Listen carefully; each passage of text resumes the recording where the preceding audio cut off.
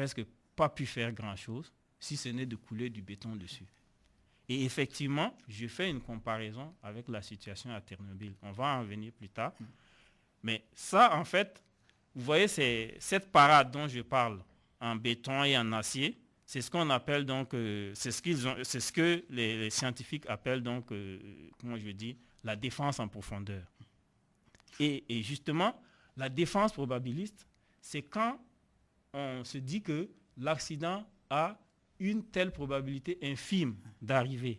Et pour cela, donc, on se lance dans des calculs de probabilité concernant le séisme le plus important dans la zone, je veux dire les pluies, les moins importantes, les plus importantes, les tsunamis, ainsi de suite. Les catastrophes naturelles, quoi. Voilà, les catastrophes naturelles possibles dans la région. Et finalement, à partir de là, on se dit que, bon, si on construit de cette façon, la probabilité est infime pour que l'accident arrive. Malheureusement, des accidents, ça arrive. Il y en a eu un à Tchernobyl, il y en a celui-là, donc, à Fukushima, au Japon. Alors donc, je vous reçois et pour qu'on lise cette catastrophe inédite qui a eu lieu au Japon, à partir du Burkina Faso et qui est au cœur de l'Afrique de l'Ouest. Donc le Burkina dans le monde dans le Burkina, l'Afrique dans le Burkina dans l'Afrique. Et nous lisons Fukushima avec notre invité aujourd'hui, Thierry, qui s'y connaît et qui connaît les affaires nucléaires, qui est en train de préparer un troisième cycle dans ces affaires du nucléaire thermique. Du thermique, c'est cela? C'est le thermique. Le thermique. Je ne suis pas du tout pro-nucléaire, donc je ne vais jamais même faire des études dans le nucléaire. Oui, mais il faut faire pour savoir, pour pouvoir informer. Exactement. J'ai eu une expérience, effectivement. Voilà, c'est ça qui est utile aussi. Ouais. Si vous avez la chance d'en faire, ça nous permet d'avoir les compétences. À formation égale la vérité triomphe, a dit Cheikh Anta Diop. Voilà un peu. Okay. Sinon, on va vous mystifier, on va continuer à nous mystifier. N'importe quel petit expert va venir, il va avoir une audience, il va rentrer et sortir souriant. Et puis bon, on nous engage dans 50 ans d'impasse quelque part. C'est pourquoi nous vous interpellons, tout en vous recevant ici et maintenant, grâce à Georges Sawadogo qui, nous, techniquement, nous réalise. Alors, les conséquences de l'accident, selon votre document, de Fukushima, c'est lequel que le document qui Thierry? Les conséquences, c'est le point 3. Les conséquences de l'accident, il y en a de deux sortes. Bon, il y a les conséquences, comment je veux dire, socio-sanitaires. Et ça, je parle d'abord des conséquences, évidemment, concernant le Japon lui-même proprement dit. Donc, les conséquences socio-sanitaires, c'est qu'effectivement, du point de vue sanitaire, au Japon, c'est la catastrophe. C'est-à-dire que les radiations étant invisibles, il y a eu tellement de spéculations de dire que le nuage, on n'a pas touché les peuples, on n'a pas fait les évacuations comme il se doit, alors que normalement, en cas d'accident, c'est prévu des évacuations. On s'est contenté de faire un rayon le plus petit possible en se disant que, bon, en fait, ce serait suffisant. Et on s'est basé uniquement sur les radiations externes. Alors que là, nous avons des produits qui se sont propagés dans les champs, qui sont propagés dans la nature, qui ont plu sur les maisons, les toits, ainsi de suite, et qui finalement peuvent se retrouver dans l'alimentation même des gens et du bétail, et ils vont le consommer. Des produits qui ne sont jamais censés même se trouver dans leur organisme se retrouvent là. Alors que nous savons déjà que même à distance, ils font du mal. Comment pouvons-nous envisager le dommage qu'ils feront quand ils seront à l'intérieur même de l'organisme humain? Oui. Et en fait, les autorités japonaises n'ont pas du tout considéré la contamination, c'est-à-dire les radiations de l'intérieur. Ils se sont basés sur les valeurs que l'on peut mesurer au compteur Geiger à une certaine distance, ainsi de suite. Et même, ils ont doublé les normes internationales, voire triplé, pour garder les populations sur place. Ils n'ont pas voulu faire les évacuations. Et là, on sait déjà que telles que les conséquences, on les connaît vis-à-vis des radiations, ce sont des cancers incurables. Des cancers de la thyroïde, cancer de l'estomac, cancer de poumon, des leucémies. Tout ce qui est type de cancer que nous connaissons, eh bien, la population japonaise risque dans un prochain avenir, et pas très loin, de se retrouver dans une fâcheuse situation. Mais si on voulait déplacer, je crois que dans votre document, vous en parlez un peu, le déplacement des populations pour aller où, à quelle localité, et les conséquences, et c'est faisable, ils ont choisi notre... option, effectivement, parce qu'effectivement, à l'origine, ça ne touchait que 5 à 7 régions. Mais quand on voit effectivement, parce que je me base surtout sur les déclarations du Premier ministre de l'époque, hein, il disait effectivement que lorsque la catastrophe a eu lieu, ils ont envisagé, ils ont fait des projections et la projection disait qu'il fallait évacuer jusqu'à Tokyo. Tokyo, 30 millions d'habitants, et lui-même il dit qu'ils ont tout de suite rejeté cette hypothèse parce que s'ils l'adoptaient, ce serait pratiquement empêcher le Japon de fonctionner en tant que nation. Donc si nous nous basons sur ces déclarations, les évacuations devaient aller jusqu'à Tokyo.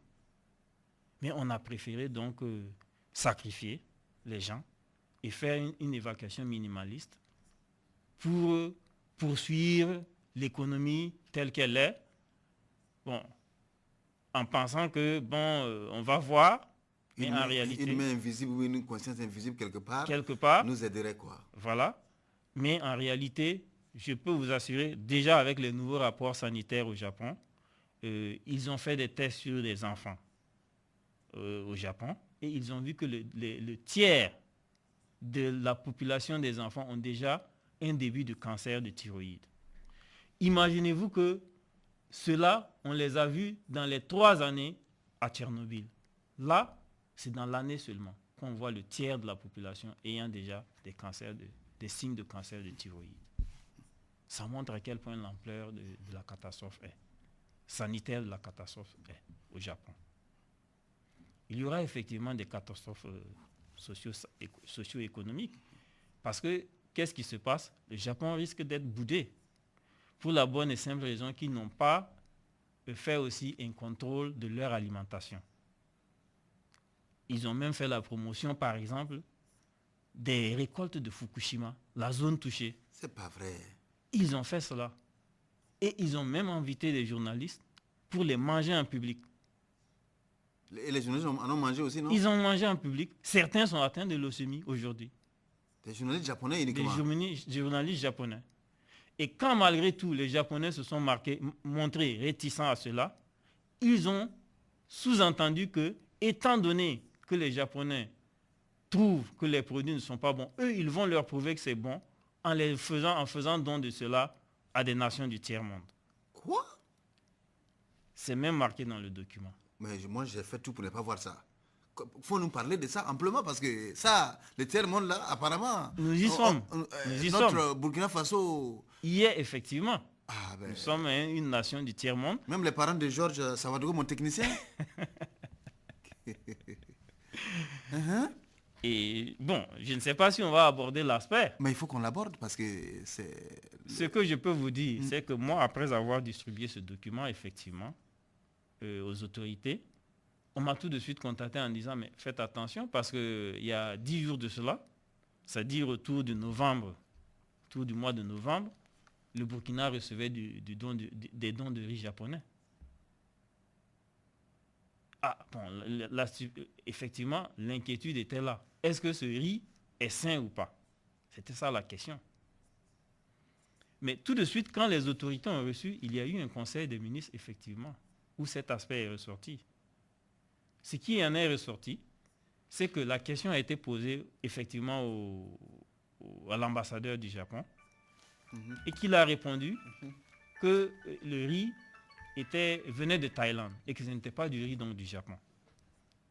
Bon, peut-être parce qu'on a estimé que c'est digne de foi, ou alors parce qu'il ne faut pas froisser donc les relations diplomatiques. On s'est contenté de cette réponse et je me rappelle que quand j'ai finalement accosté donc la Ligue des droits de l'homme pour leur demander... Les ligues des consommateurs. Les consommateurs, je vais dire, pour leur demander, mais finalement, ce riz, vous l'avez testé ou pas? Ils disent non, en fait, eux-mêmes, ils sont à la charge de la distribution de ce riz. Ah ouais. Mais ils n'ont pas testé. Donc, jusqu'à présent, nous consommons du riz que on n'a pas testé. L'expertise nationale, disons locale ou africaine en la matière n'a pas pu vraiment vérifier quoi que ce soit. Vérifier quoi que ce soit sur ce riz. Ah oui. C'est un point d'interrogation. Avec ce qu'ils ont dit qu'ils feront don de ce riz. Et je vous signale d'ailleurs qu'il n'y a même pas une semaine, ils ont fait des dons de riz aussi au Sénégal. Donc ça se continue. Donc pour dire à la population japonaise comme quoi, bon, vous voyez que même à l'extérieur ça se bouffe, donc... voilà, on peut aussi consommer cela sans problème. Sans problème. Vous voyez. Je vous assure, vu la situation catastrophique au Japon, toutes les personnes avisées vous diront que le Japon devait être plutôt un pays importateur de riz, importateur de nourriture. Ouais, au lieu d'être là à distribuer du riz aux autres et à empoisonner sa propre population en les forçant à manger du riz japonais. C'est pour cela qu'en fait cette interrogation est possible et souhaitable. Ah oui, ça... Bon, donc, à ce point-là, vous avez énuméré ce que je vais citer: problématique du travail en milieu irradiant, distance de protection contre la radioactivité, réduction de l'activité de la source de rayonnement, réduction du temps d'exposition aux radiations, écran de protection contre la radioactivité, conséquences de l'accident, conséquences locales, conséquences mondiales. Alors, en conséquences mondiales, nous sommes pile poil dedans. Hein? Oui, la conséquence mondiale. Oui, parce que j'ai suivi, je crois que c'est mardi, il y a quelques jours seulement, et puis aux États-Unis, et c'était le journal de 13 heures où les Américains, comme ils sont une superpuissance, et ils sont États-Unis d'Amérique, nous sommes un pays des États désunis d'Afrique. Alors, ils ont la capacité de dire, de réagir. Il y a des côtes, la côte ouest, je crois. Oui, et alors, la région de Californie, voilà. Ainsi de je suivais ça, l'État de Washington, voilà, je suivais etc. ça par mes confrères de RFI. Il y a des experts indépendants qui ont plus d'autres positions par rapport à ce qui est dit officiellement et les impacts que ça pourrait avoir. Là, bon, les États-Unis, et ça se comprend, nous sommes les États-Unis. Alors, pourquoi selon vous, que savez-vous de ce comportement des États-Unis-là Thierry Junior, disons Kim Maurice Junior, parce que votre papa c'est Kim Maurice, le docteur géographe que je salue en passant. Oui. Que savez-vous de cette affaire là-bas, les Américains qui ont la capacité de tenir tête, quoi, les experts là-bas sont à pied d'œuvre. Oui. En fait, si vous voulez, il y a deux tendances aux États-Unis. Il y a effectivement donc les dirigeants qui ont fait le silence absolu sur cette affaire. Et il y a pratiquement donc les scientifiques, y compris ceux du nucléaire, certains scientifiques, je veux dire, ceux du nucléaire, qui sont en train de dire que la situation est vraiment une situation mondiale. C'est-à-dire que c'est une situation qui n'est plus une situation qui doit se limiter au Japon. Fukushima. Qui doit se limiter au Japon. Et pour cause, ils ont noté déjà que il y avait donc des naissances, des enfants morts-nés aux États-Unis même là-bas, et dont les conséquences peuvent être directement liées à la catastrophe de Fukushima. C'est dit aussi dans le document. Ensuite, à l'explosion de cette centrale, il y avait ce qu'on appelle des particules radioactives qui ont circulé dans le monde entier et qui sont retombées aux États-Unis. Ils ont pu prouver l'existence de ces particules. Vous savez comment? À travers les filtres d'air dans les véhicules. Les particules sont allées se déposer dans ces filtres d'air. Quand on les sortait, on les voyait dans ces filtres d'air. Et sachant qu'un filtre d'air de voiture respire de la même façon qu'un être humain, on a pu ainsi estimer qu'aux États-Unis, chaque individu a respiré en moyenne 5 particules radioactives par jour. Et nous, on estime que donc, nous sommes, puisque le vent tourne dans un certain sens, nous sommes un peu plus loin, c'est entre 2 et 3 particules ici que nous avons respiré. Donc, en fait, les événements de Fukushima, la pollution de Fukushima a été même mesurable en France, même si ceux-ci ont dit que ces mesures ne sont pas suffisamment inquiétantes. Mais elles ont été quand même mesurées. Donc, il y a eu donc retombées radioactives, surtout sur l'hémisphère nord. Ouais. Voilà. Justement, ce qui m'inquiète, Thierry, oui.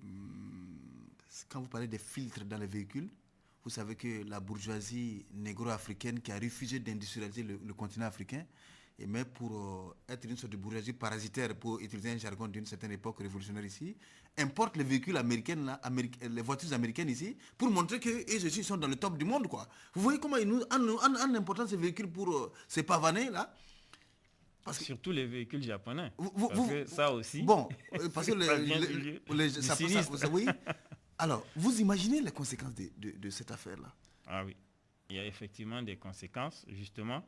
Surtout, ce que je dis, c'est plutôt les conséquences liées à la nourriture. Oui. Aujourd'hui, tout ce qui vient d'Asie, vous savez, le problème notre problème ici en Afrique, c'est qu'il n'y a aucun contrôle à nos frontières. Aucun. Concernant surtout l'alimentation. Nous sommes une passoire. Il n'y a pas un expert qui peut faire un test sur un aliment et dire que celui-là est impropre à la consommation. En fait, même s'ils le sont, ils ne sont pas suffisamment positionnés pour empêcher. Sachez par exemple qu'en Europe,